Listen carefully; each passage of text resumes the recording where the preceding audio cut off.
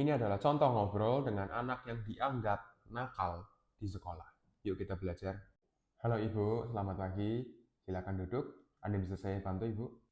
Ya Pak, jadi gini, anak saya itu akhir-akhir ini kok jadi semakin nakal ya Pak ya. Anak saya jadi semakin sering dipanggil sama guru BK. Anak saya lebih sering buat masalah. Dia sering bolos. Dia sering nggak mau mengerjakan tugas. Dia sering ngebully teman-temannya, mukul teman-temannya, bikin nangis teman-temannya. Waduh, saya sebagai ibu rasanya pusing sekali Pak. Pusing sekali. Bapak tolong bisa bantu saya Pak. Cari tahu gitu kenapa anak saya seperti ini gitu. Terus langsung diubahlah gimana caranya gitu Pak. Baik. Sejak kapan anak Ibu jadi seperti itu dan yang dimaksud dengan membuli kemudian menjadi semakin nakal, semakin berulah itu seperti apa sih Ibu? Tadi kan Ibu sudah jelaskan sedikit, mungkin boleh dijelaskan lebih lanjut? Mulai kapan ya? Kalau mulai kapannya saya nggak bisa tahu ya Pak ya. Saya sendiri bingung mulai kapan sih. Soalnya saya sama suami itu bener-bener sibuk sekali sih. Kita selalu di luar kota, kita selalu ya pulang juga cuma seminggu sekali itu pun ya weekend tapi kita nggak terlalu intens lah gitu sama anak. Tapi tahu-tahu kita pulang, kita melihat kondisi anak kita itu seperti itu gitu loh Pak.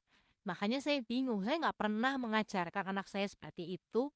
Saya nggak pernah mendidik anak saya seperti itu. Tapi kok jadi seperti itu gitu loh. Ya, misalkan membulinya itu seperti dia memeras anak lain gitu ya, memeras uangnya. Dia mencuri bahkan. Dia kalau minta uang ke temennya gitu, karena badan anak saya kan besar ya Pak ya. Kalau nggak mau gitu nanti ditampar gitu. Dimintain uangnya kayak 5.000, 10.000 gitu. Terus disuruh beliin jajan, makanan, menindas gitu, menindas yang teman-teman lainnya.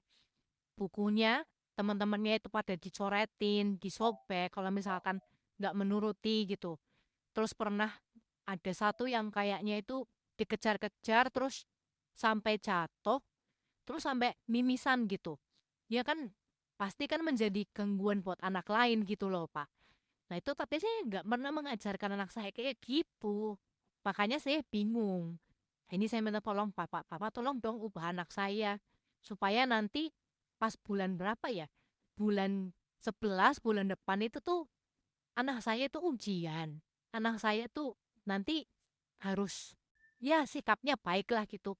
Diubah langsung gitu aja Pak. Bisa ya Pak ya? Diubah ya Bu ya?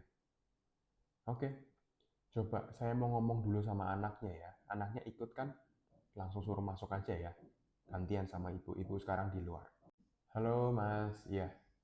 Silakan duduk. Sehat Mas? Sehat. Mau apa sih kita di sini? Iya, tadi kan Mama sudah masuk duluan. Dan dia bilang katanya Mas ini kalau di sekolah itu sering bolos, sering kabur, kemudian sering ngebully teman-temannya, terus juga tidak mengerjakan tugas, dan lain sebagainya. Banyak gitu ya. Tapi Mas menyadari kan kalau ini tuh ada masalah gitu, atau menurut Mas ini biasa saja? Mama bilangnya gitu ya. Saya sih biasa aja sih, Pak.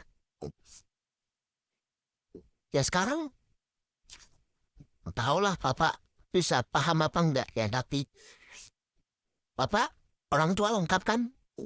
Masih ada semua kan? Ada semua kan buat Bapak? Peduli semua kan sama Bapak? Kan ya, Bapak pasti nggak peduli pasti. Iya, betul. Tapi kalau misalkan kamu merasa ini masalah dan kamu ingin menceritakan, saya dengarkan kok. Saya peduli kok. Kalau saya nggak peduli, saya nggak ada di sini.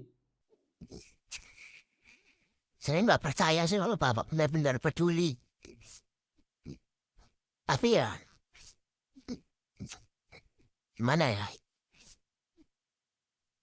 Bapak lihat kan tapi mama saya seenaknya sendiri nggak bawa saya ke sini.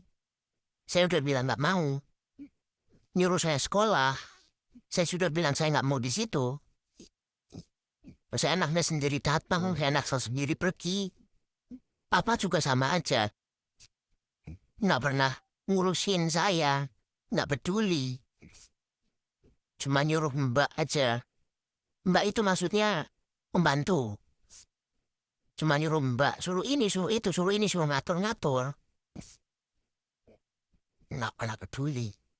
Pas saya bikin masalah, baru pulang dia. Baru datang, baru nanya, kenapa? Kenapa nggak dari kemarin nanyanya? Kenapa apa yang saya rasakan gitu? Kenapa baru saya bikin masalah baru bisa datang? Papa malah saya bikin masalah tetap aja nggak datang. Misalnya cuma marah aja, marah lagi. Marah. Papa nggak pernah ngajarin kamu kayak gitu. Mama nggak pernah ngajarin kamu kayak gitu. Ya enggak lah ngajarin. Tapi kamu nggak peduli gitu. Kesalahan jadinya. Peduli aja enggak. Tanya aja enggak. Langsung menghakimi gitu. Bilangnya saya anak nakal. Tapi bilang nggak mama? Bilang ke papa nggak? Saya ini anak yang nakal gitu katanya. Anak yang gak punya adab, gak punya sopan santun. Gak tahu diri katanya. Orang tua nggak pernah mengajarkan. Itu dulu tuh.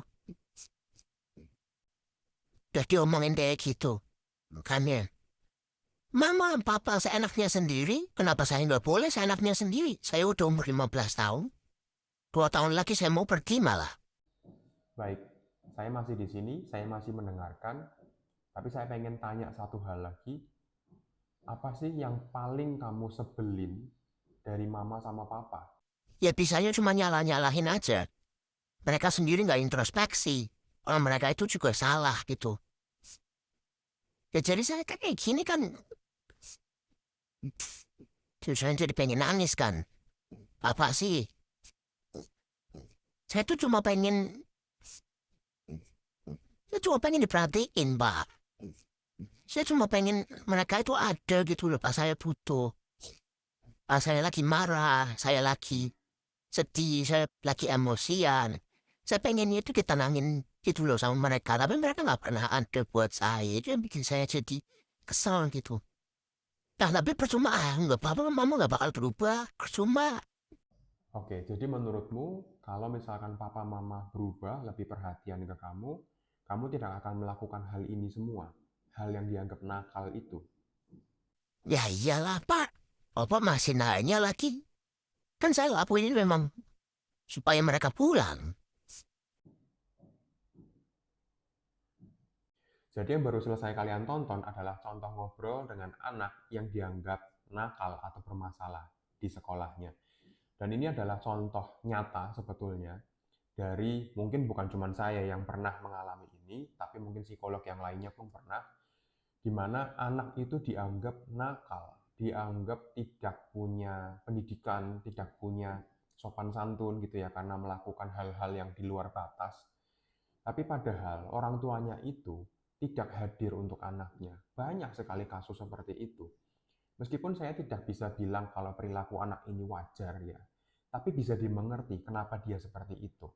Sehingga pesan saya kepada kalian semua yang punya anak, atau mungkin sebagai peserta didik, atau mungkin sebagai guru, jangan buru-buru menghakimi anak yang berperilaku nakal. Karena bisa jadi orang tuanya itu tidak tahu cara parenting yang baik, tidak tahu bagaimana cara untuk hadir untuk anak-anaknya. Dan bisa jadi orang tuanya perlu diedukasi lebih lanjut. Siapa tahu mereka memang tidak tahu, gitu loh. Jadi ya, kasus seperti ini banyak dan tidak asing lagi di telinga kita, dan bisa jadi hanya dengan mengubah atau mengedukasi orang tuanya, perilaku anak ini bisa berubah. Dengan catatan, anak tidak mengalami conduct disorder atau antisocial personality disorder. Oke, semoga bisa membantu dan salam sehat jiwa bagi kita semua.